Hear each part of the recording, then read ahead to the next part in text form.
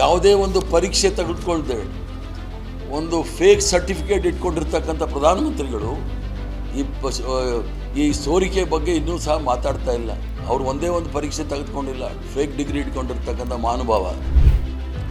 Neat ಪ್ರಶ್ನೆ ಪತ್ರಿಕೆ ಸೋರಿಕೆಗೆ ಹೊಣೆ ಯಾರು? ದೇಶದ ಲಕ್ಷಾಂತರ ವಿದ್ಯಾರ್ಥಿಗಳ ಮಾನಸಿಕ ಯಾತನೆಗೆ ಯಾರು ಹೊಣೆ? ಆತ್ಮಹತ್ಯೆ ಮಾಡಿಕೊಂಡ ವಿದ್ಯಾರ್ಥಿಗಳ ಕುಟುಂಬಗಳಿಗೆ ಉತ್ತರ ಕೊಡುವವರು ಯಾರು? ವಿದ್ಯಾರ್ಥಿಗಳ ಬದುಕಿನೊಂದಿಗೆ ಆಟವಾಡಿದವರು ಇಂದು ನೀತಿ ಪಾಠ ಹೇಳಲು ಹೊರಟಿರೋದು ಈ ದೇಶದ ದುರಂತ. ಮೊದಲು ನೀಟ್ ಹಗರಣದ ಬಗ್ಗೆ ದೇಶಕ್ಕೆ ಕ್ಷಮೆ ಕೇಳಿ, ನಂತರ ಕಾಂಗ್ರೆಸ್ ಪಕ್ಷ ಬಗ್ಗೆ ಮಾತನಾಡಿ ವಿದ್ಯಾರ್ಥಿಗಳ ಭವಿಷ್ಯ ಹಾಳು ಮಾಡಿದವರ ಬಾಯಲ್ಲಿ ನೈತಿಕತೆ ಮಾತುಗಳು ಶೋಭಿಸುವುದಿಲ್ಲ. ಭಾರತೀಯ ಜನತಾ ಪಾರ್ಟಿಯವರು ಸರಣಿ ತಪ್ಪು ಮಾಹಿತಿ ನೀಡುವ ಸಂಸತ್ ಸದಸ್ಯರು, ಬೆಂಗಳೂರು ನಗರದ ಸಂಸತ್ ಸದಸ್ಯರು ತಪ್ಪು ಸಂದೇಶವನ್ನು ಹರಡ್ತಕ್ಕಂಥ ಕೆಲಸವನ್ನು ಭಾಳ ಉತ್ತಮವಾಗಿ ಮಾಡ್ತಾ ಇದ್ದಾರೆ ಅಂತ ಹೇಳಿದ್ರೆ ತಪ್ಪಾಗಲಾರ್ದು. ವಾಸ್ತವಾಂಶ ನಿನ್ನೆ ನಡೆದಂಥ ಕಾರ್ಯಕ್ರಮದಲ್ಲಿ ಕಾಂಗ್ರೆಸ್ ಪಕ್ಷದ ಸಂಕಲ್ಪ ಸಮಾವೇಶದಲ್ಲಿ ಟ್ರಾಫಿಕ್ ಜಾಮ್ ಆಗಿದ್ದಂತೂ ನಿಜ, ಅದನ್ನು ನಾನು ಒಪ್ಕೊಳ್ತೀನಿ, ಅದರಲ್ಲಿ ತಪ್ಪಿಲ್ಲ. ನಾವು ಅದಕ್ಕೋಸ್ಕರ ಭಾನುವಾರ ದಿವಸ ಇಟ್ಕೊಂಡ್ರೆ ಸಾರ್ವಜನಿಕರಿಗೆ ತೊಂದರೆ ಆಗೋದಿಲ್ಲ ಅನ್ನೋ ಉದ್ದೇಶದಿಂದನೇ ನಾವು ಭಾನುವಾರ ಇಟ್ಕೊಂಡಿರ್ತಕ್ಕಂಥದ್ದು. ಸಣ್ಣ ಪುಟ್ಟ ತೊಂದರೆಗಳಾಗಿದೆ, ಅದು ಮಾಧ್ಯಮದಲ್ಲಿ ಸಹ ತಾವು ಹೇಳಿದ್ದೀರಿ, ನಾನಿಲ್ಲ ಅಂತ ಹೇಳೋದಿಲ್ಲ, ಅಲಗೆಳೆಯೋದಿಲ್ಲ. ಇನ್ನೂ ಕೆಲವು ಗಂಭೀರವಾಗಿ ಕೆಲವು ಆರೋಪಗಳು ಬಂದಿದೆ. ಆ ನೀಟ್ ಪರೀಕ್ಷೆಯಲ್ಲಿ ಕೆಲವು ವಿದ್ಯಾರ್ಥಿಗಳು ಟ್ರಾಫಿಕ್ ಸಮಸ್ಯೆಯಿಂದ 2-3 ವಿದ್ಯಾರ್ಥಿಗಳು ಪರೀಕ್ಷೆಗೆ ಹಾಜರಾಗದೆ ಉಳಿದಿದ್ದಾರೆ ಎಂದು ನಾನು ನೋಡಿದೆ. ಈ ಕಾರ್ಯಕ್ರಮದ ಇಂಥ ಪ್ರಮಾದ ನಡೆದಿದೆ ಅಂತ ಯಾವುದಾದ್ರೂ ವಿದ್ಯಾರ್ಥಿಗಳು ವಿದ್ಯಾರ್ಥಿನಿಗಳು ಈ ಕಾರ್ಯಕ್ರಮದಿಂದ ಅವ್ರಿಗೇನಾದರೂ ತೊಂದರೆ ಆಗಿ ಪರೀಕ್ಷೆಯಲ್ಲಿ ಅವ್ರು ಹಾಜರಕ್ಕೆ ಆಗಲಿಲ್ಲ ಅನ್ನೋದಿದ್ದರೆ ನಾನು ಭಾಳ ಆಳವಾಗಿ ಅದನ್ನು ವಿಷಾದ ವ್ಯಕ್ತಪಡಿಸ್ತೇನೆ. ಆ ವಿಷಾದ ವ್ಯಕ್ತಪಡಿಸೋದ್ರಲ್ಲಿ ನಮಗೇನು ಇದಿಲ್ಲ. ಇದಕ್ಕೆ ನಾವು ಮುಂಜಾಗ್ರತೆ ಕ್ರಮ ತೆಗೆದುಕೊಳ್ಳೋದ್ರಲ್ಲಿ ನಾವೆಲ್ಲ ಪೊಲೀಸ್ ಅಧಿಕಾರಿಗಳಿಗೆ ಮತ್ತು ನಮ್ಮ ಕಾಂಗ್ರೆಸ್ ಸೇವಾದಳದ ಕಾರ್ಯಕರ್ತರಿಗೆ ಭಾಳ ಸ್ಪಷ್ಟವಾಗಿ ನಾವು ಕೆಲವು ನಿರ್ದೇಶನಗಳನ್ನು ಕೊಟ್ಟಿದ್ವಿ. ಪೊಲೀಸ್ ಅಧಿಕಾರಿಗಳಲ್ಲಿ ನಾವು ಚರ್ಚೆ ಮಾಡಿ ಯಾವ ರೀತಿ ನಾವು ಈ ಕಾರ್ಯಕ್ರಮವನ್ನು ಮಾಡಬೇಕು ಅನ್ನೋದು ಸಹ ಅವ್ರಿಗೆ ವಿವರವಾಗಿ ಹೇಳಿದ್ವಿ. ನೀಟ್ ಪರೀಕ್ಷೆ ಪ್ರಾರಂಭ ಆಗಿದ್ದು 1:30-2:30 ಸಮಯದಲ್ಲಿ ನಮ್ಮೆಲ್ಲ ಬಸ್ಗಳು ಸಹ 10:30 ಒಳಗಡೆ ಪ್ಯಾಲೇಸ್ ಮೈದಾನದಲ್ಲಿ ಬಂದು ಸೇರಿಕೊಂಡಿತ್ತು. ಎಲ್ಲೂ ಸಹ ಸಮಸ್ಯೆ ಆಗಬಾರ್ದು ಅಂಥೇಳಿ ನಾವು ಪ್ಯಾಲೇಸಲ್ಲಿ ಇರ್ತಕ್ಕಂಥ ಎಲ್ಲ ಮೈದಾನದ ಜಾಗವನ್ನು ತೆಗೆದುಕೊಂಡು ಅಲ್ಲಿ ಎಲ್ಲ ವಾಹನಗಳನ್ನು ಅಲ್ಲಿ ಪಾರ್ಕ್ ಮಾಡಲು ನಾವು ಆಸ್ಪದ ಮಾಡಿಕೊಟ್ಟಿದ್ವಿ. ಆದರೂ ಸಹ ತಪ್ಪು ನಡೆದಿದೆ. ಕೆಲವು ಮಕ್ಕಳು, ಅದರಲ್ಲಿ 2-3 ಮಕ್ಕಳನ್ನ ಭಾಳ ನಿರಂತರವಾಗಿ ಮಾಧ್ಯಮದಲ್ಲಿ ತೋರಿಸ್ತಾ ಇದ್ದರು ಮತ್ತು ಸೋಷಿಯಲ್ ಮೀಡಿಯಾ, ಟ್ರೋಲ್ ಮೀಡಿಯಾದವರು ಆ ಮಕ್ಕಳನ್ನ ತೋರಿಸ್ತಾ ಇದ್ದಾರೆ. ಅವ್ರಿಗೇನಾದರೂ ಆ ಥರ ತೊಂದರೆ ಆಗಿದ್ದರೆ, ಅವ್ರಿಗೇನಾದರೂ 3 ಜನಕ್ಕೆ ಏನಾದರೂ ತೊಂದರೆ ಆಗಿದ್ದರೆ ಅವ್ರಿಗೆ ಆ ಮುಂದಿನ ಎಕ್ಸಾಮ್ ತೊಗೊಳ್ಳೋಕ್ಕೆ ಎಲ್ಲ ರೀತಿಯ ಸಹಾಯವನ್ನು ಸಹ ನಾವು ಮಾಡಲಿಕ್ಕೆ ನಾವು ಸಿದ್ಧರಿದ್ದೇವೆ.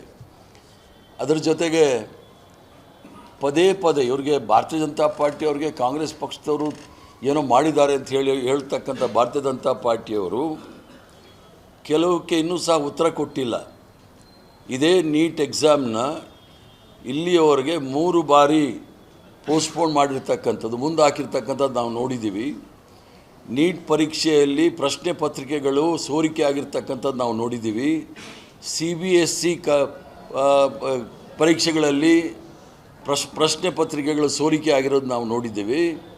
ಅದಲ್ಲದೆ ಹೋದ ಬಾರಿ ಸುಮಾರು 12ಕ್ಕೂ ಹೆಚ್ಚು ಜನ ಆತ್ಮಹತ್ಯೆ ಮಾಡಿಕೊಂಡ್ರು.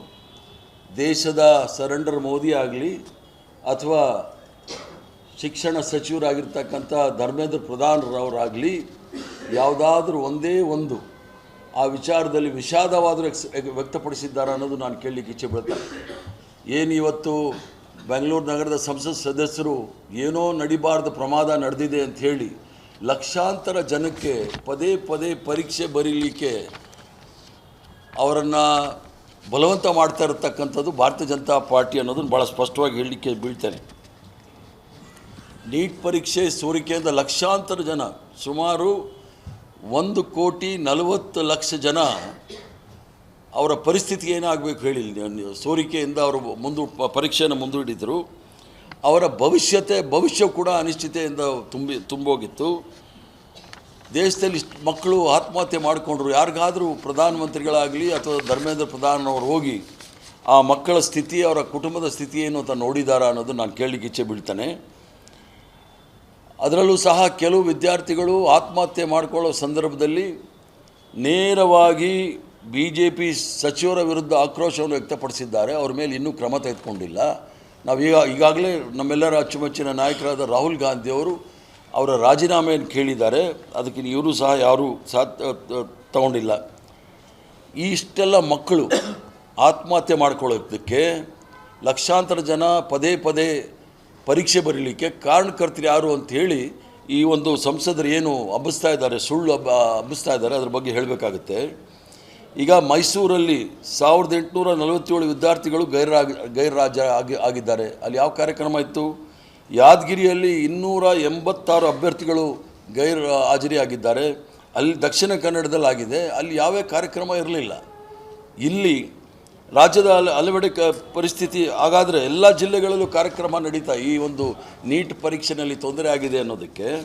ಅದಲ್ಲದೆ ಕೆಲವು ಮಕ್ಕಳು TV ನಲ್ಲಿ ಬಂದು ಹೇಳಿದ್ರು ನಮಗೆ ತೊಂದರೆ ಆಗಿದೆ ಅಂತ ಗೈರುಹಾಜರಾದ ಮಾತ್ರ ಅವರೆಲ್ಲರೂ ಸಹ ತಾವೇ ಮಾಧ್ಯಮದಲ್ಲಿ ಕೆಲವು ಮಾಧ್ಯಮದವರು ಇಂಟರ್ವ್ಯೂ ಮಾಡಿದ್ದಾರೆ. ಅದರಲ್ಲಿ ನಾವು ಪರೀಕ್ಷೆ ಬಂದಿದ್ದೀವಿ ಅಂತಲೂ ಸಹ ಹೇಳಿದ್ದಾರೆ. ಇದನ್ನು ಭಾರತೀಯ ಜನತಾ ಪಾರ್ಟಿಯು ಅವರು ಸುಳ್ಳಿನ ಫ್ಯಾಕ್ಟ್ರಿ ಇಟ್ಕೊಂಡಿರ್ತಕ್ಕಂಥವ್ರು ತಪ್ಪು ದಾರಿಗೆ ಎಳೆಯೋದು ಬೇಡ. ಅವರ ತಪ್ಪನ್ನು ಮರೆಮಾಚಲಿಕ್ಕೋಸ್ಕರ ಯಾವುದೋ ಒಂದು ಕುಂಟು ನೆಪ ಹೇಳಿ ಕಾಂಗ್ರೆಸ್ ಪಕ್ಷದ ಮೇಲೆ ಗೂಬೆ ಕೂರಿಸೋದು ಬೇಕಾಗಿಲ್ಲ.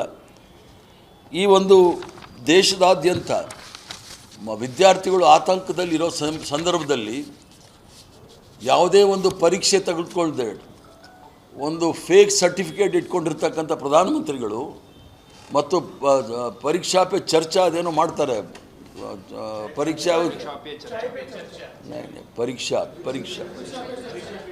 ಪರೀಕ್ಷಾ ಪೇ ಚರ್ಚಾ ಅಂತ ಮಾಡೋ ಈ ಪ್ರಧಾನಮಂತ್ರಿಗಳು ಈ ಸೋರಿಕೆ ಬಗ್ಗೆ ಇನ್ನೂ ಸಹ ಮಾತಾಡ್ತಾ ಇಲ್ಲ. ಅವರು ಒಂದೇ ಒಂದು ಪರೀಕ್ಷೆ ತೆಗೆದುಕೊಂಡಿಲ್ಲ, ಫೇಕ್ ಡಿಗ್ರಿ ಇಟ್ಕೊಂಡಿರ್ತಕ್ಕಂಥ ಮಹಾನುಭಾವ. ಅದ್ರ ಜೊತೆಗೆ ನಾನು BJP ನಾಯಕರನ್ನು ಕೇಳಲು ಒಂದಷ್ಟು ವಿಚಾರವನ್ನು ಕೇಳ್ತೀನಿ. ನೀಟ್ ಪ್ರಶ್ನೆ ಪತ್ರಿಕೆ ಸೋರಿಕೆಗೆ ಹೊಣೆ ಯಾರು? ದೇಶದ ಲಕ್ಷಾಂತರ ವಿದ್ಯಾರ್ಥಿಗಳ ಮಾನಸಿಕ ಯಾತನೆಗೆ ಯಾರು ಹೊಣೆ?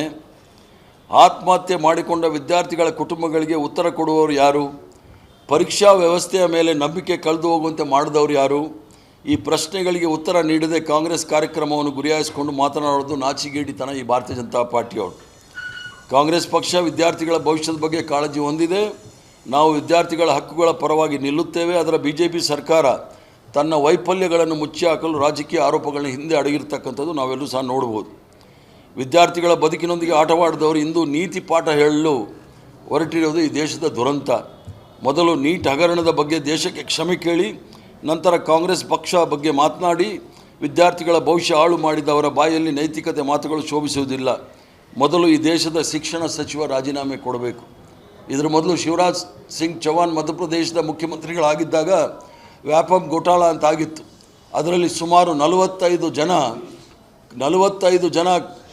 ಕೊಲೆ ಆಗಿದ್ದಾರೆ. 45 ಜನ ಕೊಲೆ ಆಗಿದೆ.